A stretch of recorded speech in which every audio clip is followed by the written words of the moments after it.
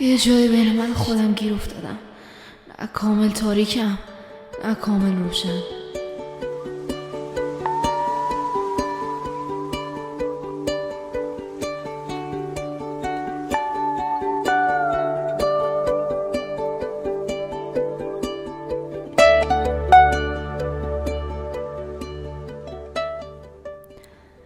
تاریکی یه نبود صرف نیست، خودش یه زیست مستقله. ما همیشه فکر میکنیم تاریکی فقط نبودن نوره، اما اگه نور چشممونو فریب داده باشه چی؟ اگه سکوت حقیقت رو واضح تر فریاد بزنه چی؟ تو شب چیزایی رو میبینیم که روز پنهونشون میکنیم. رنج وقتی منو پیدا کنه دیگه فقط رنج نیست، اولین قدم برای نجات، برای دیدن اون سایه است.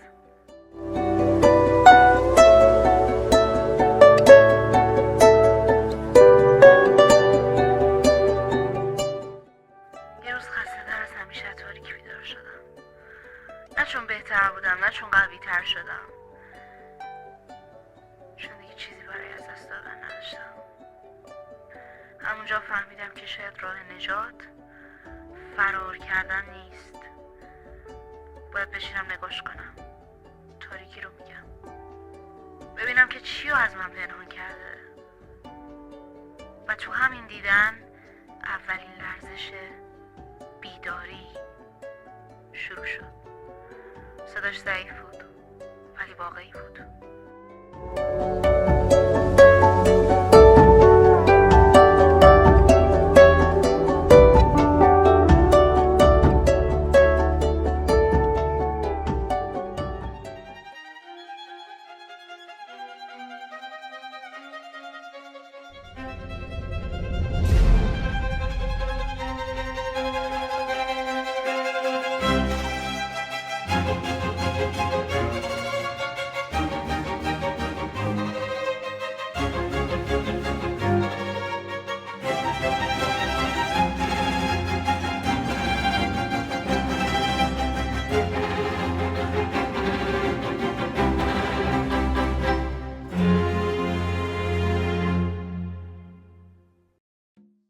سایه نمی جنگه، فقط منتظر میمونه. وقتی نور میتابه اون آروم از پشت ما میگذره و زمزمه میکنه و ما وانمود میکنیم که نمیشنوه. ما سایه ها رو دفن نمی کنیم، ما اونا رو حمل میکنیم. در سکوت شب، در لبخندهای دروغی و پاسخهای کوتاه. ولی هر وقت تنها میشیم صدای نفسشو پشت گوشمون حس میکنیم. گاهی تنها صدای صادق در سکوت دنیا از دل همین سایه ها بلند میشه. ما تصور میکنیم زخم یعنی شکست، ولی زخم تنها نشانهایی که نشون میدن تو گذشتی، نه اینکه افتادی. جهانم که با نور ساخته نشده، نور فقط فصل کوتاه فهمیدنه. فهم واقعی در دل تاریکی رشد پیدا میکنه. Te elijo a ti, te lo voy a repetir, te elijo a ti, siempre voy a insistir, te elijo a ti, ya no quiero sufrir, te elijo a ti. Lo que siento es tan fuerte, imposible no elegirte, ahora que estás aquí. Lo que siento es tan fuerte, imposible no elegirte, ahora que estás aquí. Te quiero decir, te elijo a ti, si me dan a elegir, te elijo a ti, para poder vivir, te elijo a ti, es lo que me hace sentir, te elijo a ti.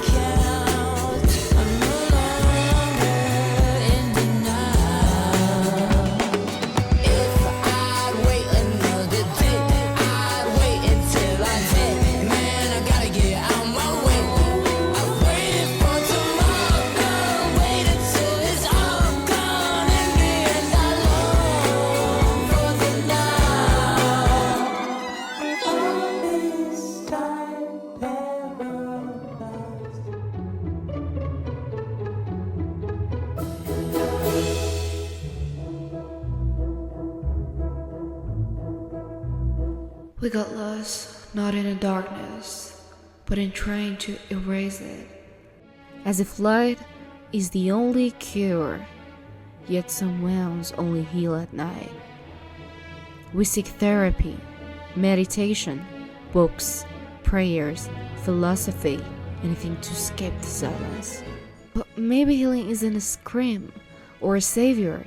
Maybe it's just a whisper. A whisper you only hear when you stop fighting. When you fall quiet enough to finally hear. You're still here, with all the scars still.